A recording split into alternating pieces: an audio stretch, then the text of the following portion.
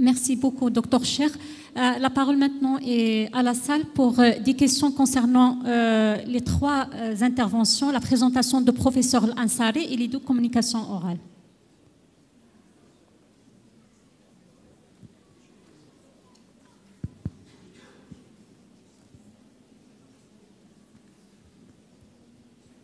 Oui, docteur Islam. Ma question est pour professeur Ansari, que je remercie infiniment pour sa présentation. Je suis là. Professeur Ansari, la blouse blanche, la couleur blanche et la blouse blanche. Oui. Pour nous, il a une représentation morale, scientifique, émotionnelle, Oui. positive. Pour les patients, il est plutôt lié à la terreur, à des sentiments plutôt péjoratifs et des souvenirs négatifs. Oui. Est-ce que vous pensez que le corps médical doit continuer changer de couleur ou bien ne pas porter la blouse blanche? Or, bien sûr, consultation ou acte qui nécessite l'asepsie. Alors, Anna, la blouse blanche, je la vois comme un symbole médical.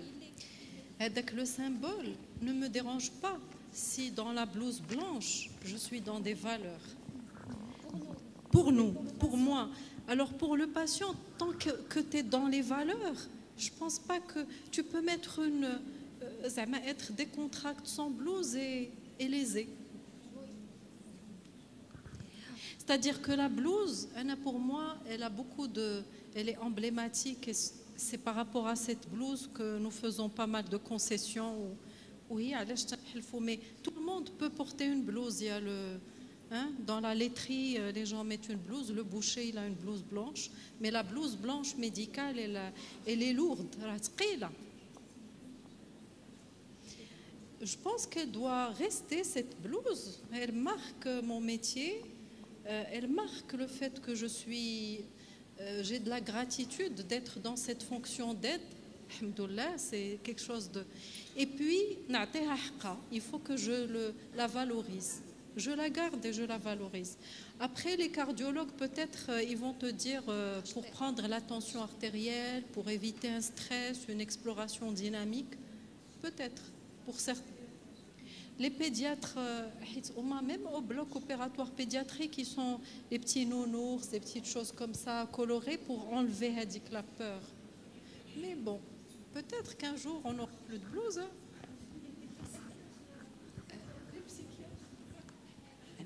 Je voulais parler plutôt de question de temps.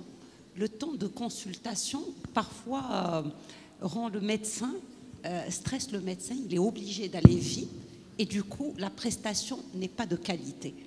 Donc, pour pallier à ça, est-ce qu'on doit expliquer, par exemple, lorsqu'on a un malade difficile, parfois préférer l'hospitaliser pour prendre plus de temps, si on a cette possibilité, ou limiter le nombre de malades lorsque c'est possible. Donc, est-ce qu'on peut faire des choses, parce que vraiment, c'est le temps qui fait... dégrader la qualité. Le problème, c'est que les médecins, c'est eux qui définissent leur temps, en fait. La pratique libérale, c'est vous qui gérez votre temps. Dans la pratique universitaire, notre soupape, c'est l'hospitalisation.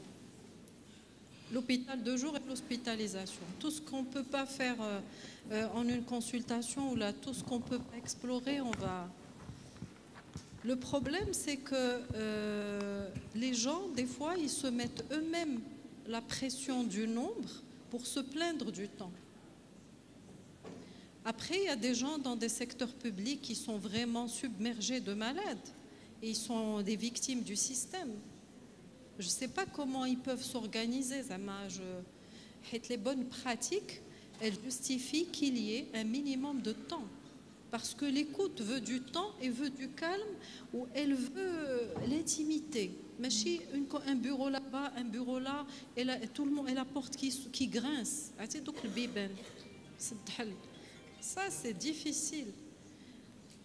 Est-ce qu'on peut demander à un médecin d'être dans des normes de bonne pratique alors qu'il est dans un environnement qui n'est pas compatible?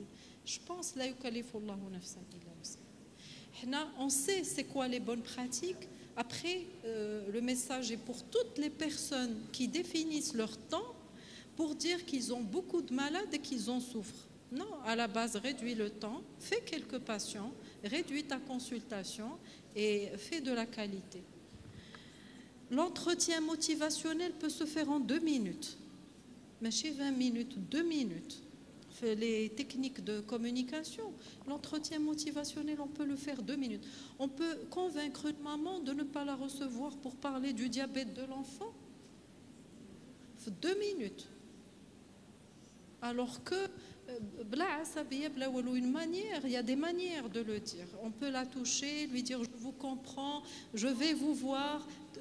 Professeur Smith Alain Gollet de Genève, il nous disait toujours de dire le oui mais. On ne dit jamais non. Et on dit oui, je veux bien vous voir, mais pas tout de suite. Est-ce que c'est possible? Tout est dans la douceur et dans le langage où les gens ils acceptent. Où tu peux prendre plus de temps à lui crier dessus pour lui dire je ne peux pas te voir, je suis stressée, je suis énervée, j'ai beaucoup de charges. Qu'est-ce que tu veux que je te fasse? Je ne peux pas te recevoir chaque jour quand tu veux. En fait, c'est toi qui vis ton gros sac sur elle. Donc ça revient à nous avant. On fait ce qu'on peut et on ne fait pas ce qu'on ne peut pas faire. Pardon. Donc, parfois, le temps, le patient, les patients qui attendent leur tour, ils sont stressés ou ils réclament parfois à la secrétaire. Et là, je gagne beaucoup de temps pour ce patient. Ça doit être expliqué le premier jour. Donc, c'est des normes. C'est comme ça que chaque médecin met ses limites. Consultation, il les met ils sont passés leurs problèmes parce que on n'a que le cadre qu'on a instauré. J'impose le respect, je l'ai pas imposé, je l'ai pas. Tu n'auras que ce que tu auras mis en place, que ce soit le cabinet ou le service ou la consultation. Il est c'est vrai, il est malade. C'était communication dans le soin, c'est un peu pour parler de nous aussi. On a parlé plus. J'avais une petite question, professeur. Quand on parle de la relation soignant-soigné, on a l'impression, c'est pas qu'on a l'impression, ce qui se passe, c'est qu'on est dans les attentes vis-à-vis de la posture du soignant.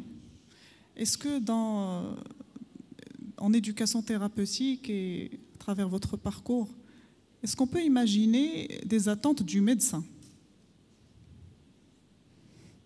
Explique-moi plus clairement la question, Leïla.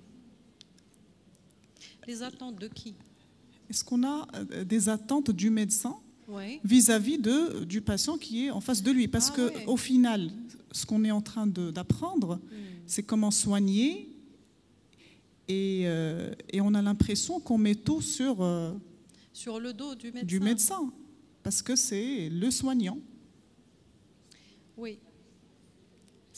Alors, c'est vrai que... Mon ressenti, c'est que la relation doit être vue comme une collaboration.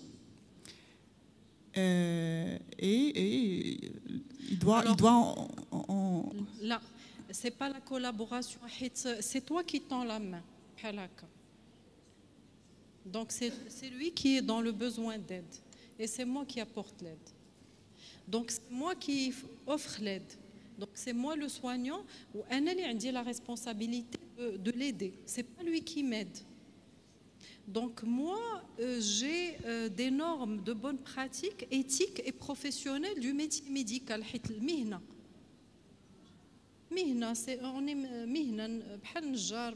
est un métier. Et le métier médical, il veut des normes. Dans le métier médical, on ne nous dit pas qu'il y a des attentes vis-à-vis de ce malade.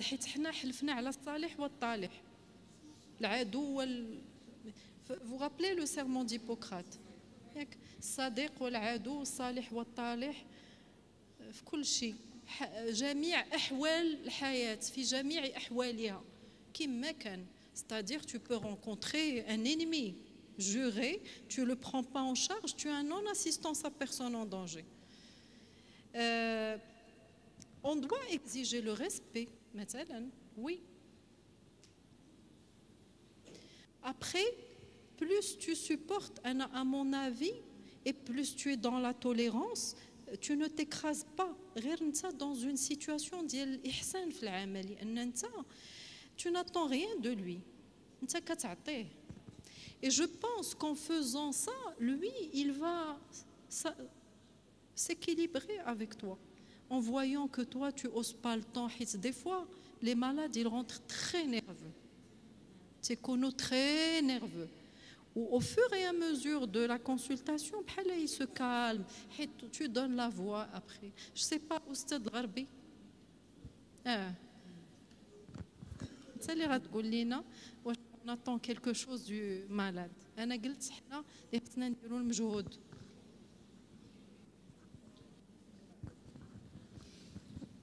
Merci, professeur Ansari, pour cette présentation qui intéresse finalement tout le monde et qui devrait prendre une grande place, bon, le sujet devrait prendre une grande place dans notre pratique quotidienne.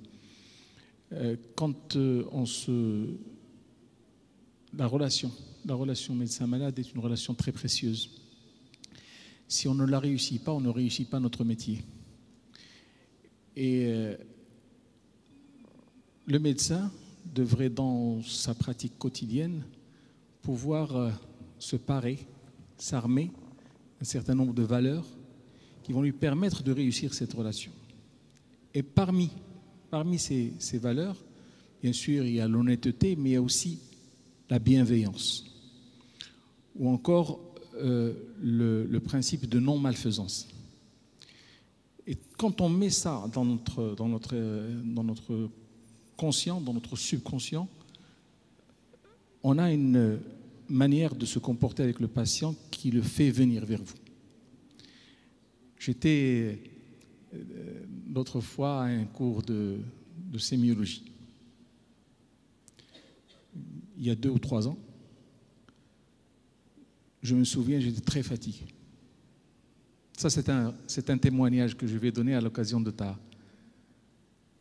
J'étais très, très fatigué. J'étais à la veille d'une maladie grave et je suis parti quand même donner le cours de sémiologie.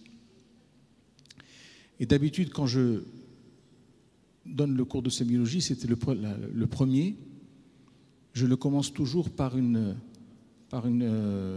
séance de relation médecin-malade et de comment aborder le malade, comment se comporter avec le malade.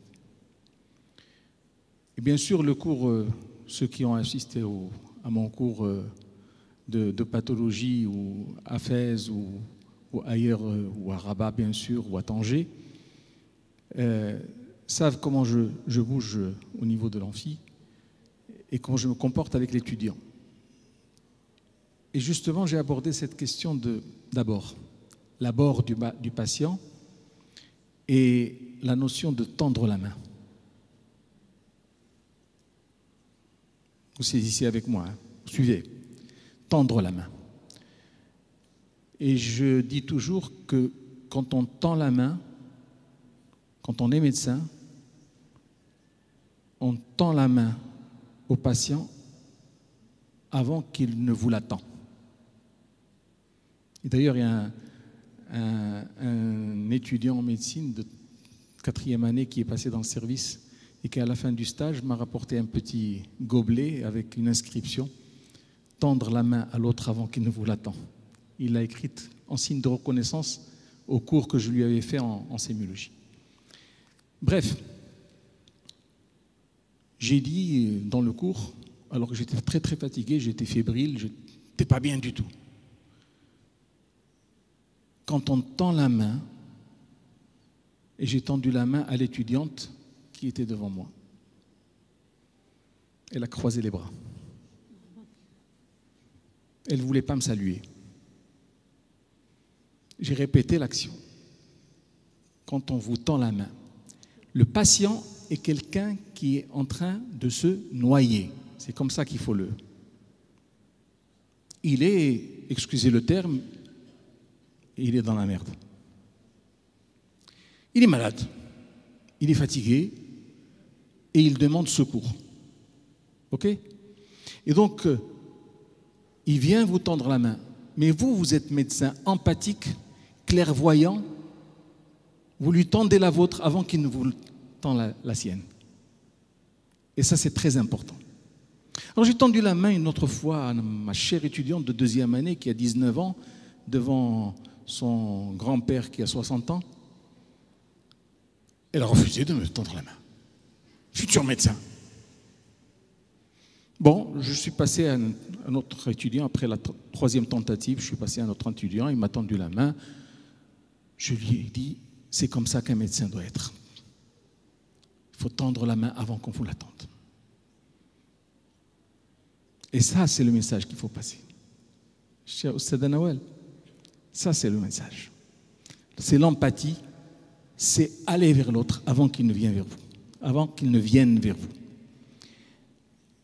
Et imaginez-vous, je suis rentré chez moi ce jour-là et je n'oublierai jamais ça, parce que ça m'a touché beaucoup.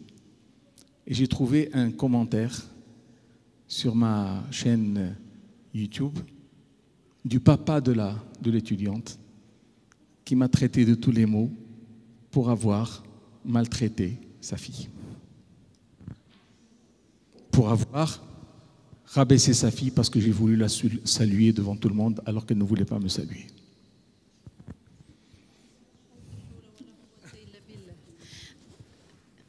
Oustad El-Gharbi, merci beaucoup pour votre intervention. Le médecin est une lumière divine. Je peux le dire? Là, une lumière. C'est une lumière. ومن وسائل رحمة الله كاينة وحتى في الأستاذية on a ça aussi donc un peu nous dans le soin et l'enseignement on a un peu le soin et l'enseignement mais nous tous en tant que médecins on est dans cette posture de bienveillance justement et d'aide et le malade peut être comme cette jeune étudiante ما غيفهمش il ne va pas comprendre. Et je l'ai toujours dit à mes résidents, les malades qui ont le téléphone, toujours parce que nous, on les appelle pour les convoquer. Il y a un acromégale qui m'a dit, arrêtez de m'appeler. Genre, fichez-moi la paix un peu. Je ne veux pas de votre somatuline, juste ne m'appelez plus. Je pense que nous aussi, on a un plafond, Leïla. Qu'est-ce un plafond? On ne peut pas aller au-delà du... On ne peut pas être plus royaliste que le roi. C'est qu'on a la bonne intention, et tu fais de ton mieux. Après, il y a un plafond. Et le malade peut ne pas... Qu'on essaye de l'aider, on ne peut pas faire grand-chose pour lui.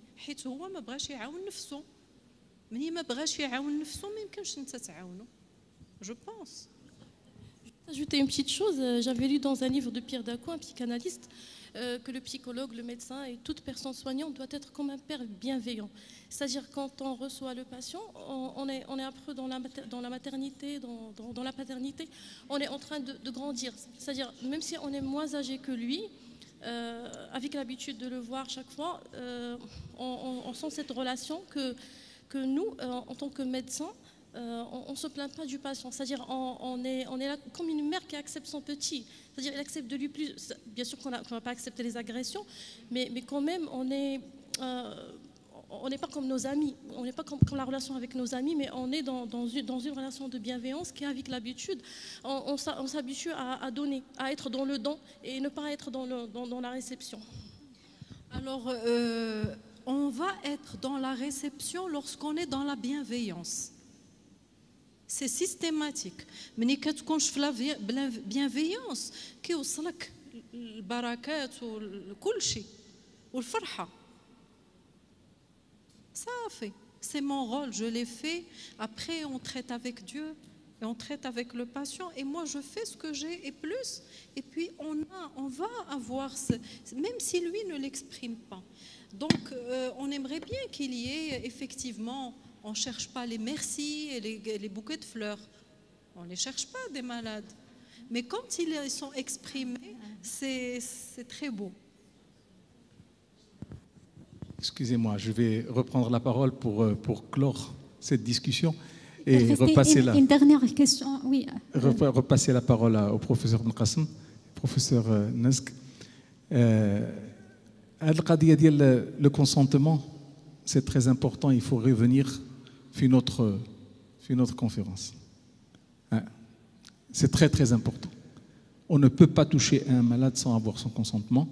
Et on ne peut pas lui parler sans avoir son consentement. On ne peut pas l'examiner sans avoir son consentement. Et ça se répète tous les jours. En tout cas, je voudrais remercier le professeur Ansari pour son intervention. Et je crois qu'il y a un programme qui va nous suivre. Donc, je repasse la parole au professeur, au modérateur, pour clore la discussion. En fait, il reste une question de professeur Shraibi. Ça va être la dernière avant de clôturer la discussion.